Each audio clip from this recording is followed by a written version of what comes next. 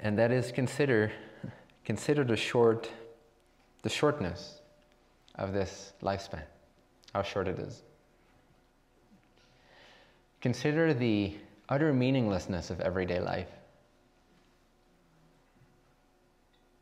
The things that we put so much attention on, the things that we prioritize.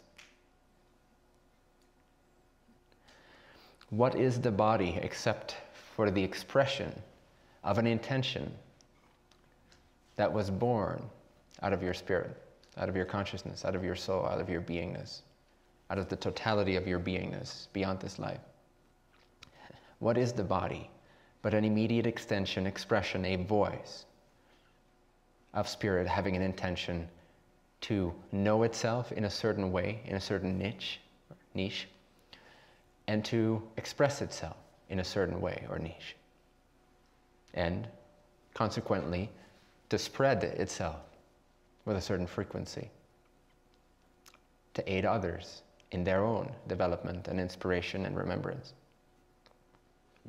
The thing about third density incarnation is that there is this energetic veil that comes over the consciousness, to where the consciousness that's then seemingly operating the body is separated, not really, but seemingly separated from the memory database of spirit. It's one of the rules. It's one of the mechanical procedures of incarnation.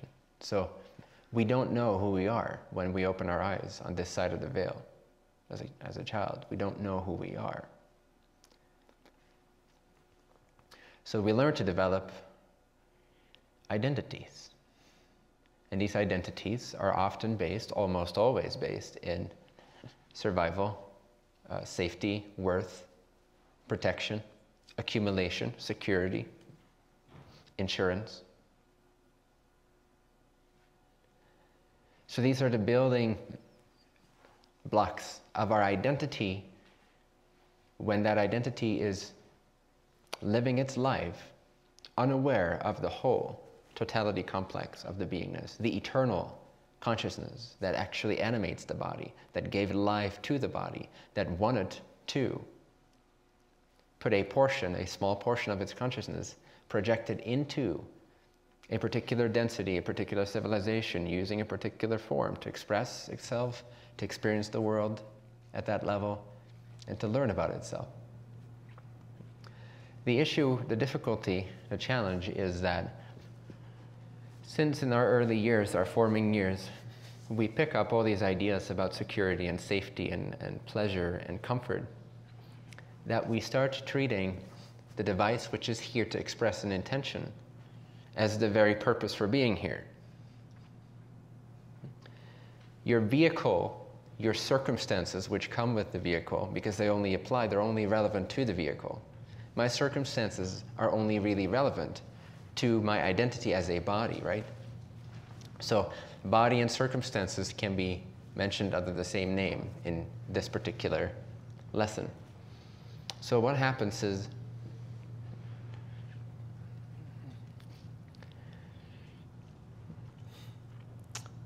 all we know is the expression of our intention. We don't remember our intention usually. That comes later in life, we start to remember. If we're on a spiritual path, that's accelerated. But when we don't have that clarity, we mistake the true nature of our life to be the life itself. Again, most of us, in the back of our minds, you might not even think you're thinking this, but most of you are thinking this automatically at a subconscious or unconscious level every single day. And that is, it's even hard to explain, but we have this assumption of a life. We have this assumption of a lifetime. And the span of that lifetime, as we imagine it's going to be, as we see, in the movies and with our grandparents and how life unfolds, we have a very profound, strong, well, not so profound, but a solid image of what life is like and what is meaningful in life and how to accumulate well-being and security as we go along. Make sense so far? You follow me? Okay. So we have this image in our minds of what life is about. And it all pertains to keeping the body healthy, thriving, okay, abundant, surrounded by people they love, comfort, right? Nourishment, food, shelter, what have you.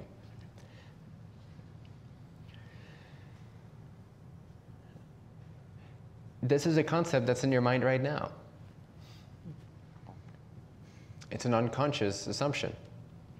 You assume you're going to live for a certain amount of years. In truth, you have no idea. You might die walking out of this room. So you have no idea. It's an assumption, okay? And so every day you live not knowing that you're living by an assumption which prioritizes, which pours all of your life force, your precious energy, your precious confidence into trying to accumulate things that will ensure that you fit into that image as well as you can. Again, security, survival, safety, comfort, love, acknowledgement, appreciation, worthiness. So we miss out on the most amazing opportunities that come our way, such as these teachings. For example, such as self-realization, such as knowing God as our very own being, such as tasting, being able to at least taste, if not become, endless bliss. For that window to eternity to open for you, for your crown to crack open, for the light of God to pour in, and for you to know that you're not this limited self. And that life is not about gaining security. It's about doing the most radical possible thing that you can think of in each moment.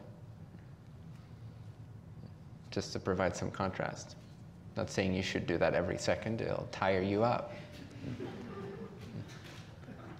It'll remove perhaps too much substance from your life, too much solidity. But for contrast, it's good to consider that maybe life is more about doing the most radical possible thing you can think of every single moment. But we don't do that. Why don't we don't do that? And if you're thinking to yourself, well, wait a second, why am I not doing that? Suddenly an awareness grows of this subconscious template that you've built, this image that you've created of what life is all about and how long you're going to live and what that's going to look like. Most people have no clue that they have very, very, very defined images of what life is going to be like and how they're going to live it and how long and in what way and what's important. You don't notice that when you're just interacting with someone, but this is in the background of your mind all the time, and you're wasting your energy fulfilling that image. That's your intention that you've created after you were born. It's not the intention you had why you were born, before you were born. What caused you to be here? They're completely different intentions. One is driven from an eternal perspective, from the perspective of growth and service and love and expansion and transformation and epicness, busting paradigms together, helping humanity, helping the planet, healing this world, changing, shifting, growing, expanding. That's the intention that gave the body that you have today. The body, consciousness, forgot about that intention, started reacting to pain and pleasure, to other people saying what's true and what's not true, started taking that on and creating this distorted image and intention of what life is all about, which is pretty much opposite to the intention that brought you here. That's why so many people struggle with finding their joy or their true passion or their inspiration or flowing. It's because we're living from two contradictory expectations. The eternal expectation of live freely, every moment, love fully. Live because you're already dead. You have nothing to lose, so give. Versus, I can die, and this life is about this life. You see, this life is not about this life. This life has never been about this life. It will never be about this life. This life is about you, the you that's already dead. Spirit. Consciousness. Consciousness is already dead. Doesn't have a body. It has a journey. It has an intention. It has an infinitely complex, higher density vibratory pattern of learning and knowing and knowledge and memory. Its own way of knowing the Creator. But it came here to know and express the Creator as freely as it can. But again, beyond the veil, when the veil kicks in, we forget and we start reacting to circumstances. These teachings can get you out of this, if only you practice.